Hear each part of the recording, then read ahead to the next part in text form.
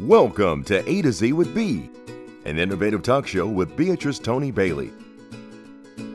As your host, B will be discussing today's hottest topics and insights into different faiths, cultures, and religions. Now sit back, put your feet up, and let's see what's buzzing with B.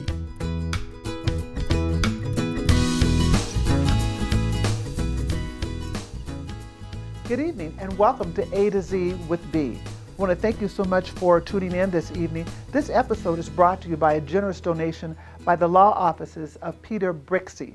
And Peter is a well-known Social Security disability attorney here in Sacramento. If you contact Peter at the information listed on the screen right now, you'll find him to be very thorough, compassionate, and a really respectful person. Now, today's episode is entitled Longevity.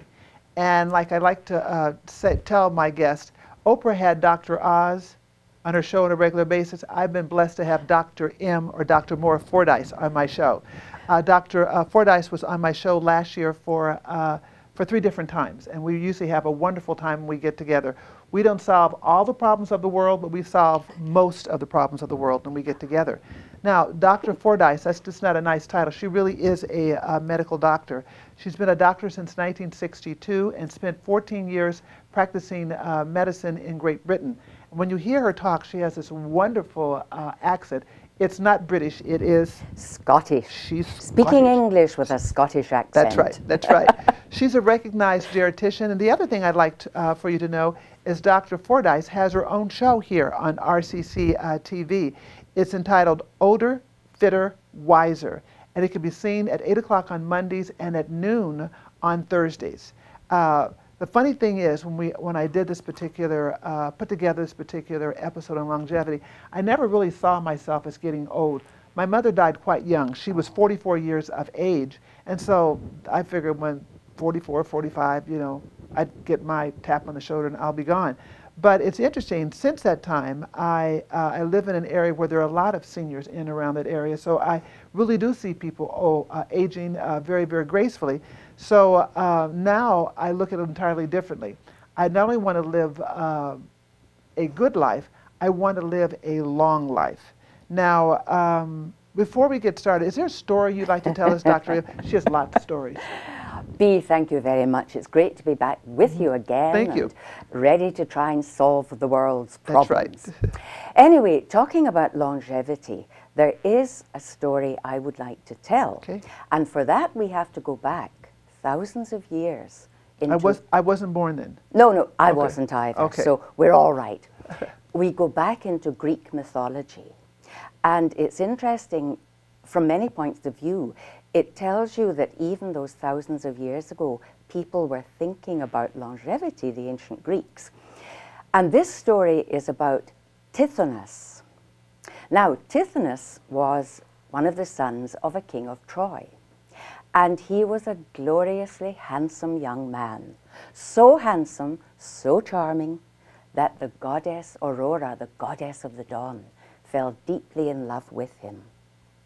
He being mortal, she being immortal.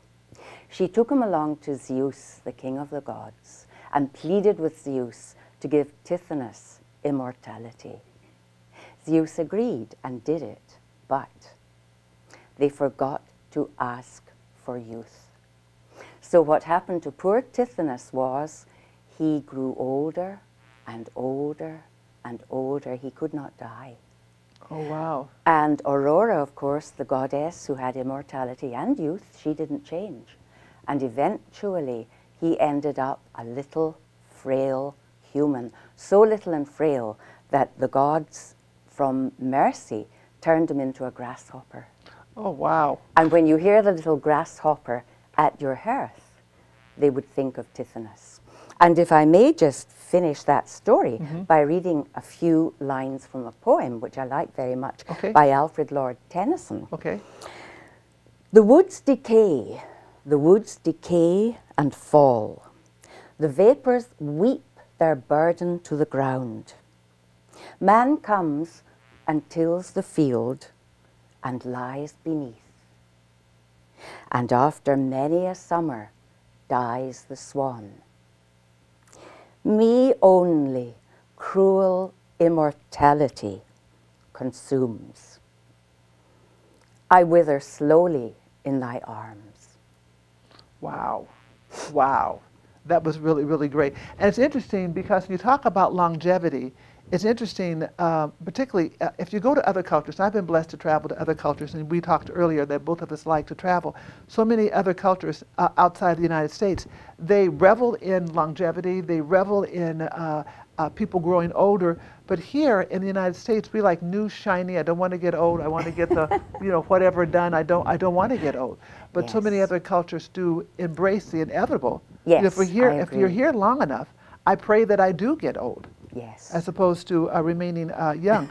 Now, it's my understanding that across the world, really, life expectancy, the average is really growing longer, and the number of older adults are increasing. I think you may have been on my show, and we said, really, when we talk about older adults in the United States, we have a tsunami. We've never, ever have dealt with this, and do we have the infrastructures to even support it? We don't. And we call it the silver tsunami, because we're looking at 78 million boomers. The people born between 1946 and 1964, they are now turning 65. And they are going to be a most interesting group of people because they are savvy, they are demanding, they will want to grow old as well as they can. And of course, this issue, not just quantity of life, but quality of life is so important. Then if you look at do you know what the fastest growing group in America is? The 85 and older. Really? That's, if you look at here, just if I the get numbers, there, yeah. Absolutely. And we now have 70,000 centenarians in the United States. That's unusual, isn't it? And we've been, yes. Never have there been so many people over 100 alive. If you look even at the world, alive in the world. And in the United States, not only do we have these centenarians, but we've now got a subgroup of super centenarians, 110 and older. Really? Now, admittedly, physically, they are not, like Charles Atlas. Right. I mean, the shell does grow old. But the exciting thing is the mind, the spirit, what motivates us does not or need not. We can learn new things until we die if we are in reasonably good health. And reasonably good health doesn't just mean perfect health. We can have aches and pains and a bit of this, a bit of that. If you've got high blood pressure and it's well controlled, you can think of yourself as healthy. If you have diabetes and it's well controlled, again, you can think of yourself as healthy. So taking care of yourself to age as well as possible is very important. And I think we're going to talk about that further into the program. Now, what I did in research for the episode, I went online and I was curious, what's the average age people die, life expectancy. So I went and I downloaded the World Longevity Chart. I have a copy of it and you have a copy of it. Right. And it's different countries from around the world. But just skimming this, this chart, I mean, what pops to mind? Why do you think these people, live longer? Well, when I look at the chart and I see some of the countries where, Iceland, Finland, Australia. Greece, Italy, Australia, there is a common factor here, and I think it's relevant to what we're going to discuss. These countries have very good social supports. Now, what do you mean by this, like Medicare or something? What do you mean social support? Medicare could be considered a very important social support for everybody in America, not just the elderly, I have to say. But I am thinking, in addition, your family, your friends, society, what is available in society for you. Now, I know you've been a caregiver, I've been a caregiver too, but I was mainly a caregiver in Britain. And there was so much available there for me. It was wonderful. Like what? What was available? Free equipment. All I had to do was go to the nearest Red Cross, the branch, and I could pick up anything free. There was no charge for any medications. And my mother was dying of cancer, so she needed morphine, she needed various medications. There was no charge for any medications. The public health or district nurse, as we called them, did home visits, reported back to the doctor. And this was all, there was no financial barrier for the caregiver. Well, now you mentioned also the family structure. I would think that in those areas that we're talking about, when Iceland, I mean, I don't know what you do in Iceland. There's probably an awful lot of ice in Iceland, but you would have an extended family. So a lot of the social gatherings would be around family-oriented activities. And here in the United States, I mean, we're so, I'm not bashing the United States, I'm just doing a comparison. We don't have the extended families like some of these other countries do. No. So you don't have the support system. I mean, mom lives in a nursing home or mom lives by herself or whatever, and the kids go off and do whatever they have to do, call whenever they can. Yes. And that can be kind of lonely and sad, I would think. Yes, it can be difficult because there's this sort of the nuclear family and then having to move about, maybe to get a job, and of course it's so difficult now. Right, if people are offered a job, they're going to move. Absolutely. And then, yes, the older person can be left. So that's sad. But no, family is tremendously important. And I mean, it doesn't need to be sweet and lovey-dovey. Right. Any family interaction, in a way, is better than none. You know, not brutal. Not I had a friend that said, I asked him, do you have any problems in his family? He said, there are people in my family. So because there's people in my family, yes, there are problems in my family. So that is, and also looking at the list here, I would think the diet would probably have something to do with a lot of the countries that have a longer life span. It's in the Mediterranean. And the benefits of the Mediterranean diet, I would think so. Diet. Yes. You want to talk a little bit about that? Oh, absolutely, because, you know, it's so important. There's so many diets out there. And people are making money from them. They want to sell them. So they say, this is it, this is the answer. No, we have found by looking over the years and looking at many, many studies, looking at thousands of people, the diet that most people can stay with is this, the Mediterranean diet, which is rich in vegetables. Right. It is, there's pasta, there's carbohydrates, but it's complex carbohydrates, fruits, vegetables. They do take flesh, but quite small amounts of flesh. You know, for example, if you are going to have some red meat, and I'm a great believer in red meat, I think there are substances in it we need, and we absorb them well from it. All you need is a piece of beef the size of a pack of cards. If you eat that twice a week, you're going to get all the nutrients. Now, the other thing about the Mediterranean diet is this emphasis on fruit and vegetables and complex carbohydrates and a certain amount of protein and a certain amount of fat. We need with the olive oil, for instance, a lot of olive oil is used. Wonderful olive oil, a monounsaturated, which again has been around for thousands of years and people have used it. Yes, olive oil. Ever since America became obsessed with low-fat diet, obesity has increased. Interesting. We need a certain amount of fat. We need it to satisfy.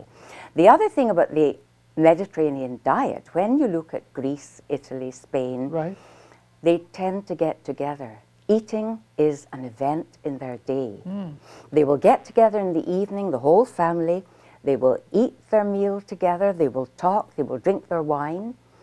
And that, I believe, is very important. In fact, I'm quite convinced that if you eat a meal with family and friends and it's really interesting, you can eat food that are maybe not that good for you and you won't come to any harm. Because I believe the interaction with the family and friends is so beneficial. Oh, interesting. And I read an article, because I like to read a lot of articles on health and well-being, that was saying you should never ever eat your meal in front of the television. You need to eat in the kitchen or the dining room, because if you're eating in front of the television, you're concentrating on the show and not really paying attention to the food that you're eating, so you don't really get satisfied. Maybe eat more?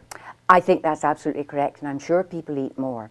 And they also eat things that are simple to eat, you know, maybe fork food, fast food, junk food, finger food. And very importantly, we must try to eat slowly. And again, this is hard with all the pressures of going, doing, everything. But you don't, it is said that you don't really feel satisfied until about 20 minutes into a meal. So if you're eating too fast, you could cram in too much food. No, it's so that's another thing, eat more slowly. Yeah, we need to do an episode on improving eating habits. I'm serious, it's something that's popped into my mind. Now, it's interesting, in some of the statistics that I looked at, women live longer than men. Yes, we do. You want to talk a little bit about that? Overall, Overall, women do live longer. Perhaps not in as good health as we would like, a lot of chronic conditions, but there is something about, perhaps it's the female immune system, nobody really knows why. But we resist infection better than men. When we get to talk about the longevity project, there's some very interesting facts about the effect of divorce on men and women. We overall can be more resilient. Also, women tend to have more support systems.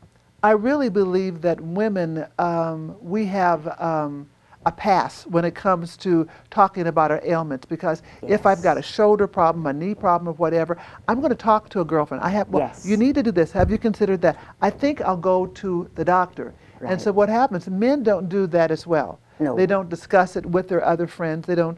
I mean, if they have a hernia, they won't talk about it. But you know, Bea, I think that's changing. Oh, good. And I say it because I look at my generation, then I look at my son's generation. I have 3 sons, and I'm impressed at how many connections they have made already, and not just through their wives or girlfriends, but their own connections. So again, this might be something that we see change. Oh, that's good. And I hope so, because I do think this, the fact that you can call up your girlfriend, you can say, oh, I feel bad today, can we go and have coffee? I think that's powerful. Well, no, it's interesting. We're going to talk about a senior citizen. And if I were a senior citizen, if I were over 60, I'm just saying hypothetically, okay? It's interesting. I've been told I need to act my age. Well, what does that mean? What does that mean? I mean, am I too playful? Am I too youthful? Do I need to wear Red Cross shoes? Do I need to not dye my hair? As if I dyed my hair. And what am I supposed to do? Oh, Bea, this is terrible. We're getting into the dreadful realms of sociogenic aging. Right. What is that now? Sociogenic aging. This is the role that the society imposes on the older adult. And it's in terms of what he or she should wear, what he or she should say, how he or she should behave if they're old. And unfortunately, sociogenic aging is almost all negative. You see it in the media, you see it on television, where older people are portrayed as dull, stupid, impotent. Right, exactly. Asexual. Right. You know, you see it in magazines where older people are made fun of. And I do think it's getting better because there's awareness. And I think the aging boomers, I think they're going to tackle this. Well, and because you figure that with what, 75 million boomers, we are the ones that have pensions, that have mostly saved our money, so we do have a lot of marketing clout. I look at some of the commercials. I forget some, I don't know, State Farm commercial or something, where the kids are saying, my mom only has she only has 19 friends on Facebook. She just doesn't have any kind of friend, any kind of fun, and it shows the mother out, you know, mountain biking with their girlfriends or whatever, because kids don't really know that. And even in the media, a lot of the movies. I just saw the movie Debt. With I haven't seen it. Helen Mirren, yes. Right. It was great, you know, but she's older. I mean, she's 65, 66 she's or whatever. She's phenomenal, but in it she plays a part of a Russian spy. And that, no, Israeli spy. And it was interesting, and there's a scene where she is actually fighting, you know, and whatever. So you wouldn't have seen that 10, 15 years ago. No. Who wants to see the old lady fighting? That's right. Right. That's right. And now you're seeing more and more older women in movies, in television, but in good parts. So things are changing. That's the wonderful thing about humans. We change constantly. So sociogenic aging, you know, we mustn't give up on it, but we must counter it wherever we come across it. Okay, now what can we do? You counter SA, because I read some of your information, and I call that a silly assumption. What can we do? Assumption, I what love can we it. do to counter that? Well, you know, I can now speak as an older adult. I am one of the young old, and the young old now are 65 to 74, the middle-aged old 75 to 84, and you're not really old until you're 85 plus. I'm one of the young old. And what we can do is be proud We are survivors. Right. And the longer we live, the prouder we should be. We are the survivors. We must speak out against it whenever we come across it. We must very firmly but gently tell people, no, that's not right. Those of us who are involved in aging, like myself, a geriatrician, we must share knowledge with the population in general about aging well, about what it means to age, and that it sure beats the alternative, as you have said. Absolutely. My mother used to say, you know, if you think you're having a bad day, try missing just one. Yeah. You know, so you miss one of them, you have a whole different idea. Now, you said it's fed by negative stereotypes. It's interesting. There, you know, you look at that, and one of the questions that I do want to ask you is that as people naturally age, and they do naturally age, there's all kinds of intervention, age-related intervention. So you have a woman that's 80 years old whose skin is tighter than mine because she's gotten, you know, the windblown, the Joan Rivers look. You know, you know, bless her heart, she believes in plastic surgery and whatever, and she's got to be over 70, 75 years old. And but that's her particular deal. But is that natural? I mean, that and the Viagra, I mean, all this intervention stuff, is that? No, you know, it's my personal view. I think it's very sad. I think it's great to want to look as good as you can at age 70, at age 80.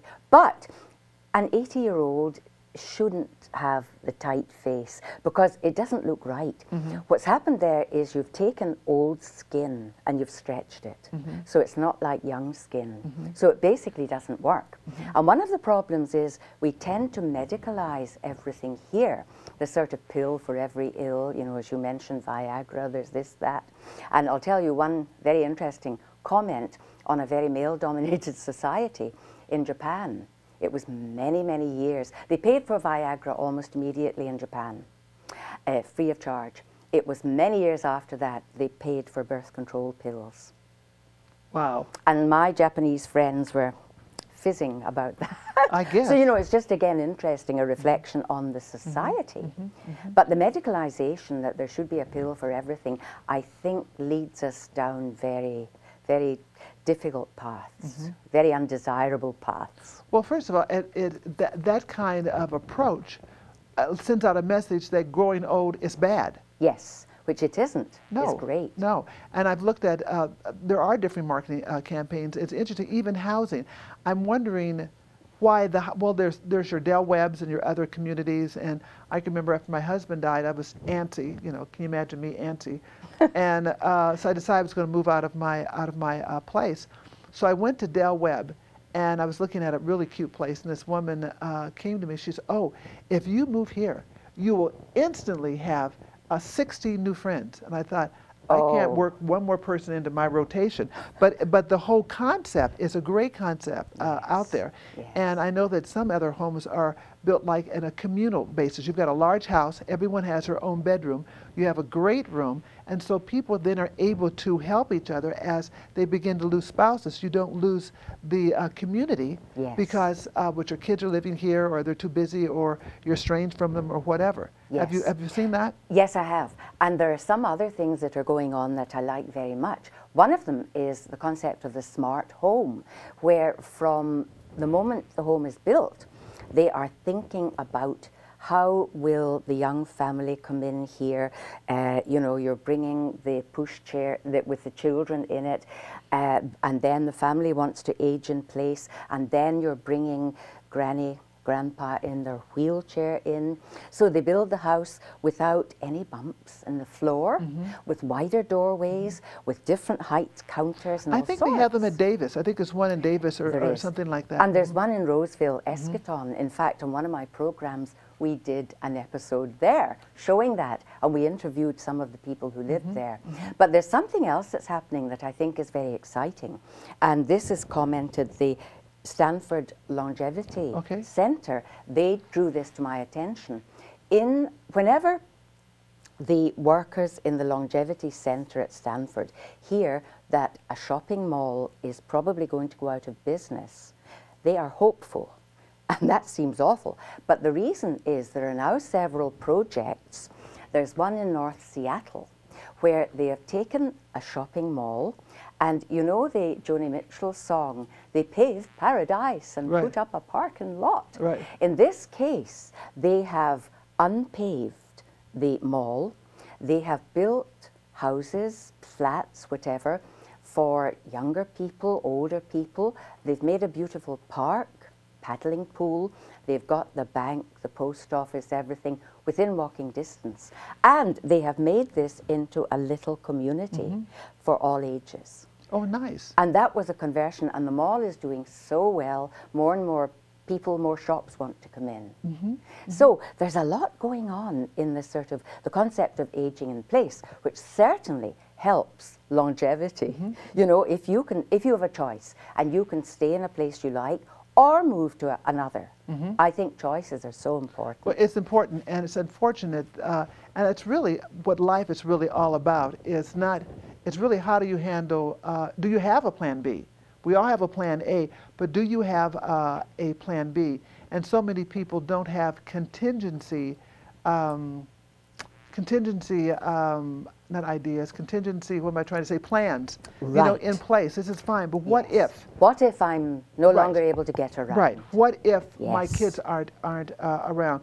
What if my spouse dies? And these are things that people need to start thinking about early on. And I know I'm a planner and all that, but still it's something you really need to, because all of us are going to have to deal with one of those variables. And when you get on to, when we start talking about the longevity project, you will be impressed at how important that is. Okay, let's talk about it. Okay, I was very taken with this. Quite by accident, I went down to our local library one day and I saw this book, The Longevity Project. It was amongst the new books. And I thought, oh, that's for me. So I took it from the library, I read it. I liked it so much that I bought several copies. I've given them to my children and said, read this. And basically what is going on here is, back in 1919? 1919? Yes, right back. A Stanford psychologist called Louis Terman became very interested in, he wanted to study bright children. He was mainly interested in leadership, but this developed into something else. In 1921, he started this longevity project, and he pooled just over 1,500 bright children from California schools. And basically what has happened is they have been followed for more than 80 years. Wow. And he was very taken with, he began to think about longevity, and he began to think, what personality attributes contribute to longevity, which was really exciting. So he... What are some of them?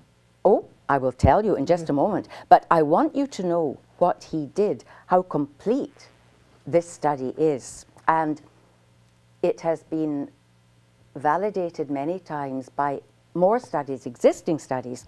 In any case, he collected information about the families, about the schooling, what activities did they do, what books did they have in the home, how active were the children in playtime, how happy were the parents' marriages, what about the personalities of the children, how would they be graded, how long did each live, and there were he died in 1956, so other researchers followed up and looked at them, and whenever they died, looked at the cause of death, went into this in great detail.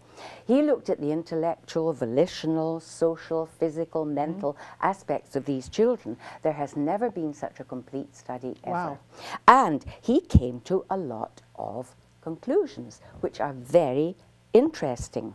And for example, what do you think would be the most important personality characteristic that goes with long life, longevity? I would think a positive attitude, good sense of humor, don't take yourself so seriously.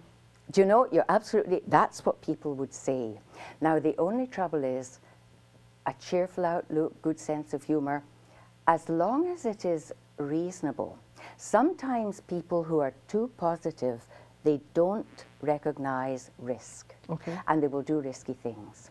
What came out of this study, and it was absolutely clear, and it has been confirmed with other studies, is the best childhood predictor of longevity is conscientiousness. Really? Yes. And when you think about it... Explain that. Explain that. Yes. This is a person who is prudent, persistent, well-organized, reliable, dependable, who plans, who probably makes lists, but who is well-organized. And it's not... Because, see, cheerfulness and optimism, you can have unrealistic optimism where you think, you know, and we all had it as teenagers, where you think, oh, nothing bad can ever happen to me. Ha ha. And therefore, you maybe don't wear your seatbelts, you maybe take an extra drink, you do things. So optimism and cheerfulness don't guarantee health and longevity. But health and longevity probably produce cheerfulness and optimism. So, you know, you've got to sort of... Yes, they go different ways. So that was extremely interesting. And remember, these studies, the 1,500, they were reevaluated at regular intervals throughout the 80 years. For 80 years. And this, I do recommend. There is so much in it. Now, is that book written in English, or is it written in... I mean, when I say English, is it easy to understand? It's not written... you know, with so much it's not detail. Medical. Yeah, no, medical, right. It's beautifully written. The people who are writing it, Howard Friedman and Leslie Martin, they're both PhDs, and they are, there's a little blurb about them. No, it's extremely well written, and what I found absolutely fascinating is, throughout the whole book, there are self-evaluation quizzes. Where you can see how you fit into it. You know, how positive are you? How conscientious are you? Oh, all. And I did them all. It was great. So I really do recommend this. And see, the thing is, again, you might say, okay, conscientious people, just think about it. They're likely to protect health. They're likely to get their flu shots when the season comes round. And remember, October, get your flu shot. I have never had a flu shot. I've never had one. I had one once and was sick as a dog. And so I'm one of those that's a little leery of a flu shot. Yeah. I think you might be safe, and the benefits are so great. Anyway, they protect their health, they evaluate, they avoid risk, these conscientious people. They don't smoke, they don't drink to excess, they don't drive too fast, they always wear their seat belts, they follow the health professionals' suggestions. And one of the concepts that came out of this book is to develop a healthy life pathway. Okay. And that's so lovely, you know, that it's pulling in all sorts of things, that you're trying to be as healthy as possible. If you've got high blood pressure, you go to your health professional, you take your pills, you have family, you have, or if you don't have family, not everyone does, social supports, you do everything to contribute to a whole healthy life pathway. And the exciting thing is, they were all bright children. Some of them were not conscientious, they were impulsive. And the ones who were not conscientious and who were impulsive, almost all of them died quite young. Really? I mean, violent deaths or just... Yes, I think that's a very perspicacious comment. A lot of the deaths were due to accident, suicide, violence of some kind. Some were due to heart disease, you know, the common things occurring commonly. But you're quite right about the accident part of it. So there were another group of these bright children who started off impulsive, not conscientious, and who changed. What made them change? Oh, different things. This life in general? Yes, sometimes it might be that their parent got remarried or something and they got a lovely stable home. It might be that they got a job that they really loved. You know, this is looking at the whole lifespan, and it could happen at any time. But the point is, even if you start off as the impulsive, not conscientious person, you can change. And that's what's very exciting. You can change your personality. It takes small, constant steps, but you can do it. So that's interesting. And the other thing that's extremely important is resilience. And I'm sure you will have heard that from various other guests who are involved with working with older adults. Now, what do you mean by resilience? Resilience. The ability to snap back? Yes, it means that when something bad happens to you, you are able to, in a sense, not take it into yourself to hurt yourself, but you are able to kind of let it wash over you and move on, and even help other people. I think that really is important, because I don't know about you, there's different things that have happened to me in my life, and if you don't let go of it, you're reliving it and you're stuck. And it's easier said than done, depending upon the situation, but it is important. And the only thing we have is today. Yes. And so many of us spend so much time worrying about what happened in the past or what's going to happen in the future. Now, I'm one of those who need to plan for the future, but you need to live for today. Oh, absolutely. And you know, just as an example of resilience, there's one wonderful story that I love. On a Sunday morning at 11 a.m., I listen to Marty Nemco's show, and he is a career counselor, and he does a fun show where people call in. But there was a moment that really got me by the throat. He spoke about his father, and his father was a Holocaust survivor. And he moved to America, to New York, got married, and Marty grew up in New York, and he knew his father was a Holocaust survivor. And as Marty got older, he got into teenage years, and eventually he said to his father, "You know, Dad, you never speak about those years in Germany when you were in the concentration camp." And he was 5 years in a concentration camp. Why is that? And his father looked at him and said, "Marty, the Nazis took 5 years of my life. When I got out of there, I swore they would not take one more moment. So that's why I never talk about it. I don't think about it." Now that's resilient. And that is that is powerful, because I mean, how often do we replay past hurts? Yes, and we do. You know, or if I only, any sentence that start out if only, well, you didn't, so what can you do about it today? But there's a lot of wasted I know I do that you must as well. move on, you really must. It's absolutely important. So, but anyway, I was just, you know, I'm looking at some of my notes here, and I think what you brought up earlier, the world longevity chart, where you're looking at the life expectancy, this is a very important gauge of the overall health of a community. So I'm glad you brought that up. And I've covered most of, oh, this is interesting. What do you think about worry and longevity? Oh, it has a direct impact. It has to. Don't be a worrywart, but I mean, it has to have an impact. What they found from the study is there are times when it is healthy to be a worrier. Really? And if you are not worrying, you know, it just means that you're in a very difficult situation. And it's kind of like feeling sad when something bad happens. It's normal to feel sad if something bad happens. If something very difficult is going on, to worry. Now, you're quite right, not excessively, not so that you can't sleep at night, not so that you get deeply depressed, but normal kind of healthy worrying can be okay. And can go with longer life. Well, I think, don't you, is it important though, if you worry, to worry with an agenda? Yes. See, again, you've got your organized, prudent, persistent, conscientious person, yes, who is likely to approach it in that way. I have a friend named Marie, and what she'll say when she's giving advice, she'll tell her kids, now, you can worry and go on down in the basement and have your pity party, but don't stay there long enough to hang up curtains. I like that, and I like the pity party idea. And you're entitled to a pity party. You know, woe is me, this didn't work out right, you know, it's okay, but then you have to pick yourself up and move on. What are you going to do about it? That's right. Have a very small wallow and then come back to the surface. Swim back up. So anyway, I would really recommend this book to people because I've only touched on a few things, and there are so many myths that we all accepted that this was how to live long and with a quality of life.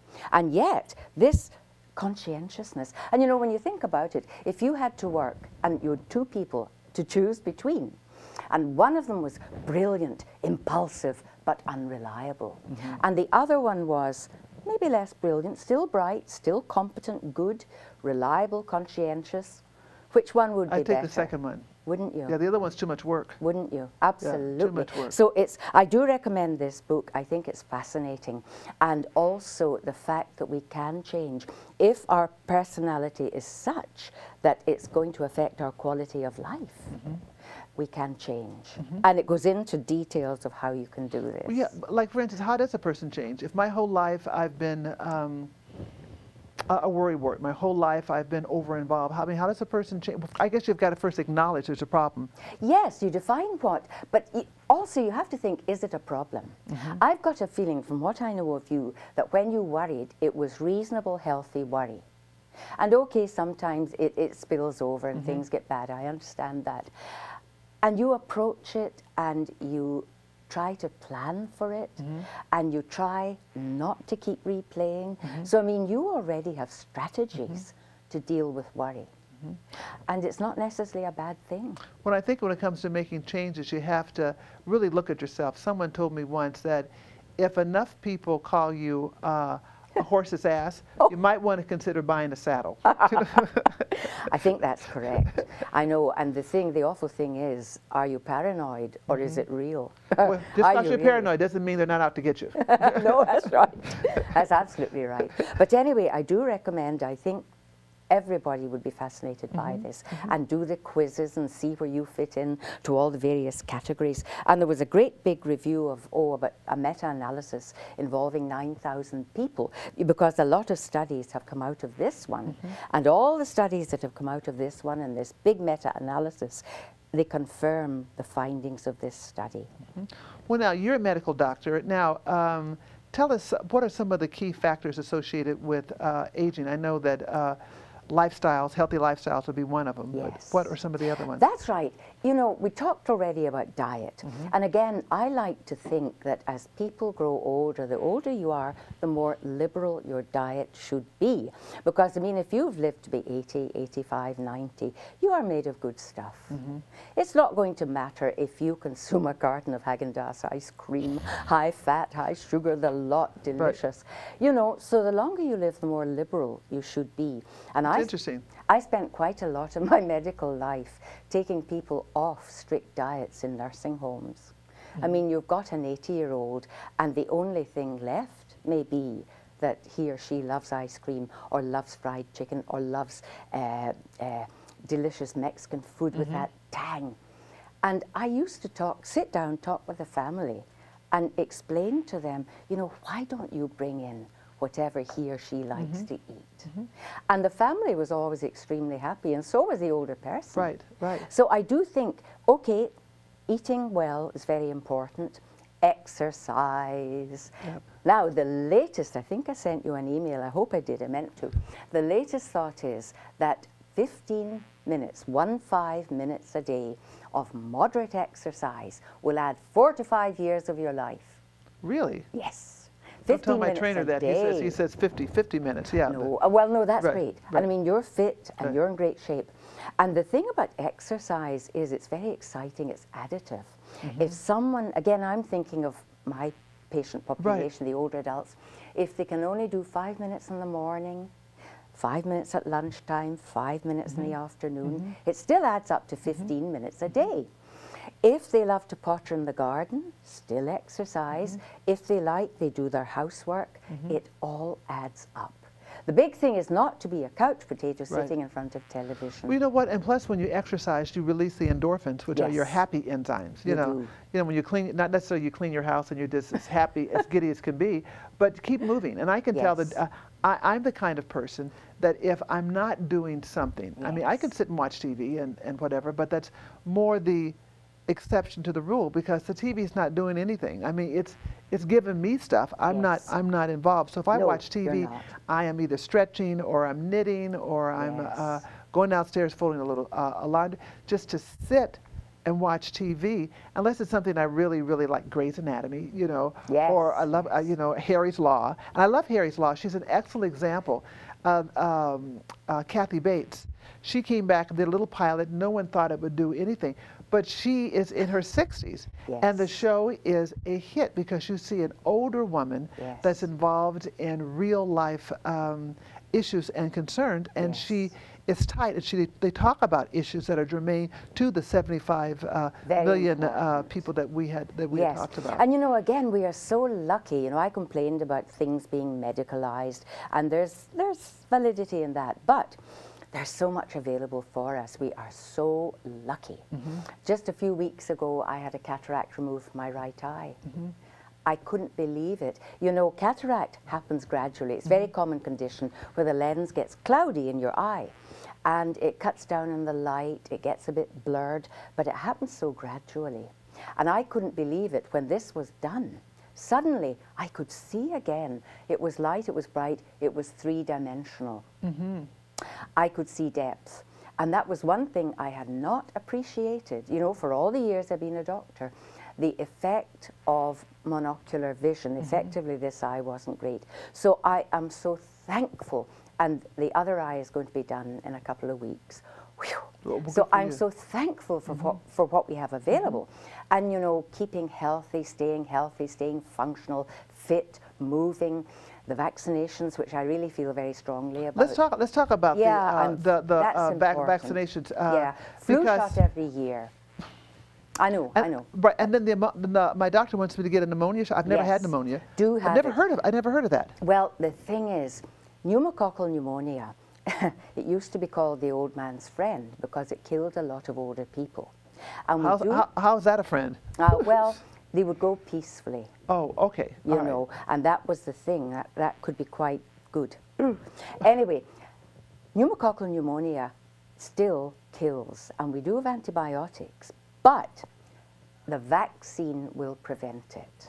And it really does a very good job. No, nothing's 100%, you know, but it does a very good job. I have had the pneumovax, as we call it, against pneumonia. And we think that maybe some people, as they get a lot older, will need another shot, maybe. But at the moment, it's once in a lifetime you get it. Well, the other thing is a tetanus shot and shots, and then whooping cough. Whooping cough is now pertussis. It's back. Was it basically eliminated at one time? At one point, it was because the childhood population had been vaccinated against it, and it virtually disappeared. And then because it disappeared, people stopped getting it done, having their children vaccinated.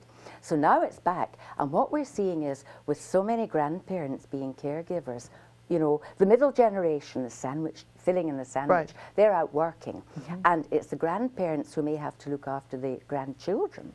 And we're seeing pertussis in older adults. That makes sense. I could understand that whooping coughs in adults. I mean, they're not babies, but they're taking care of. Is it taking care of babies? Is it deadly? Can be deadly. Why? I mean, you're just coughing. It's because it's such. If you've ever heard someone with whooping cough, they sound like a seal, don't they? They can't get their breath. They can't get their breath. The strain on the heart and everything is huge. And in older adults, yes, it can be deadly. Of course. So we recommend that. We recommend diphtheria. And again, that's kind of being in contact maybe with your grandchildren. And then the big one that I'm really recommending to everyone is the shingles vaccine. You know, I haven't gotten that vaccine. I need to get this stuff. But I have a dear friend who is a senior citizen, and honestly, he has suffered with shingles severely for 10 years. It's a most unpleasant condition. Right. I mean, it's terrible. It's awful. I mean, there's the itching, but you can get shingles in your eyes. You can get it. You can anywhere. lose your vision. Right. And it's what we call post-herpetic neuralgia, where it's just terrible nerve pain. That can persist, and it can persist for years. Wow. So now that we have the shingles vaccine, the benefits so far, I mean, there are really no risks with it. There's maybe a bit of local reaction, but no, I do recommend that older adults get the shingles vaccine. And I would say maybe 50 onwards. I was going to ask you what age 50, I would say, really? That's what I would recommend. Well, now, is it a live virus? No, it's attenuated, which means it's not live. Right, because a live virus, you can't get symptoms that are like shingles or shingle-like. Smallpox vaccination, that was a live virus, and that could. But no, I really recommend it. And again, this is all your conscientious person, the longevity, taking care, staying as healthy as possible. Well, me being a conscientious person, I haven't done the pneumonia, I haven't done the flu, I haven't done the shingles, but I am going to hop on that one. I think you will. When we're talking about key factors associated with aging, we talk a little bit about brain exercises, how important it is to have brain exercises. And I often tell my Sunday school class, I teach Sunday school, sometimes for the icebreaker, when they come in the door, I'll do like the word search. Oh, I love that. I do that. It makes me It makes me crazy because I'm a very linear person. But Yes. it's just like tennis. I play tennis. I don't understand racquetball. Off the side, off the back, that's not how I'm wired. So when I do the word searches, they're very difficult for me, but I make myself do it. That's good, and I'll bet you find you get better at it. Sort of. I know, I know. I do word search also. I find it very enjoyable. Right. I'm not that good at it, but I am improving. And one of the funny things I have read is that people with dyslexia are very good at it. I've heard that because they already see things upside down and backwards. Exactly. They see it and they go very fast. Right. So, no, not me. no. It's a struggle. Yes, exercising your brain is very important. And what you said matters. Don't just keep doing something that you do easily. Challenge yourself every day in some way. Challenge your brain. And of course, we're so lucky if we have access to a computer. Now, not everybody does. That's the trouble. But if we have access to a computer, then there are AARP website has games on it. It has card games, word games. It has a great variety of games. You don't need to spend money. You can do Sudoku, which is that numbers. It's a logic game. I tried that once, maybe twice, and my head exploded. So, I love it. Yeah. But I can only do the easy and the moderately easy ones. I can't do one of my sons. He downloads the most difficult. But then he was brilliant at math. No, I love Sudoku because it's logic, it's not numbers. Right. So you can challenge yourself. And the thing is, some libraries have set up brain gyms, as they call them, where you can go along with other people. And you know, the libraries, if you don't have access to a computer, you can have access in the library, and you can kind of get together and do brain games. And again, you get the socializing factor. And like that, if you can exercise with friends, exercise your body with friends, exercise your brain with friends, this is really good. The socializing comes into it. Oh, it's excellent. Now, there are different changes in memory and what we need to do. You talked about medical, mental, mood, mobility. Let's talk a little bit about that. Yes. Now, as we grow older, there are, for most of us, but not everyone, changes in memory. 4 out of 5 of us find that our processing is a bit slower. We take a bit longer to get something out, you know. And it can be frustrating because very frustrating. I used to be able to call home. I'll call home and leave myself a message on my answering machine. Well, the outgoing message, by the time the outgoing message is complete, I've forgotten what I called for. Yes. That happens. And you know, there are several things that happens. There's the tip of the tongue phenomenon, where you know the word so well and you can't think of it. Then but you must persist. Then there's the blocking phenomenon, where you want a word and another word just like it pops in. Right. And then there's the automatic pilot phenomenon, where maybe you find you've missed your turn off the freeway, you're so engrossed in something. You've done that. I know you've done that. You know you've done that. Okay. It happens at all ages, but a bit more as you get older. It's kind of scary sometimes. You get where you're going, and you really forgot how you got there. That is very, yes, it is. And the thing is, if there is, I mean, that's nuisance, and you can compensate for it. You can take steps so that you pay more attention, so that you know, someone prompts you with the word, you can, and practice word games, get better. Isn't that also a problem? I remember once we were talking about memory and aging. The problem with Alzheimer's, if you aren't stratified and you don't have enough layers. So if I forget the word exceptional, I've got enough layers that I can pull up fantastic, out of sight or whatever. Correct. But if you're not constantly trying to activate your brain and that you lose that layer, you bottom out. You got nothing there. Add to your vocabulary. And in fact, I've started doing it because I've started looking up 3 new words each day, going through the dictionary, writing them down and learning them. And it's been quite entertaining. And again, adding to your vocabulary, so important. Words and the brain, they stimulate the brain. And reading rather than watching television. Because when you watch television, you're kind of, it's almost like sleep. What's happening in your brain. Haven't they done studies where they put electrodes on people and they watch them and they're really like in a trance-like stare? It's close to sleep, that's correct. So, you know, to get up and about, to read, to do other things, Anyway, the only other thing I would really like to mention very quickly is right here in California, we have a wonderful Stanford Center on Longevity. Okay. And they're doing all sorts of great things. They've got a mind division that's looking at cognition and all other things like that, a mobility one looking at falls, accidents and such, and a financial security division to try and help older adults with financial security. And one very interesting thing, they recruit students to help them. And they had a group of students, and they, you know, they were maybe, what, 21 years old, and they said to the students, now imagine you're 30, okay, now imagine you're 40, and so on. And they went through this whole exercise. And the end result of this was the students who took part in the exercise trying to imagine ultimately what it would be like when they were 70, they ended up putting away more money into their savings accounts, you know, it's spending important. less. It really is important. We're not really savers. Now we talked before about looking for changes in memory loss. There's medical, mental, mood, mobility, and medicine. These are key things that we have to, yes, to look at. And that's the point. If the memory loss is more, if it's something that really disrupts the person's life, you know, if they maybe go to the mall, they drive the car to the mall, and they walk home forgetting they've ever taken the car there. That's not quite like losing your car in the big car park. Right. If the person doesn't recognize familiar objects, you know, you show them, what is this? And they don't know what it is. They get lost in familiar places. They don't recognize familiar persons. If that is the degree of change in memory, look for a reason. Must not assume it's dementia. There are so many reasons. Could be medications, it could be an infection, it could be anything. So the good health professional will always look for a reason when there's change in memory. That's important. Well, now you've heard Dr. Fordyce and I discuss longevity.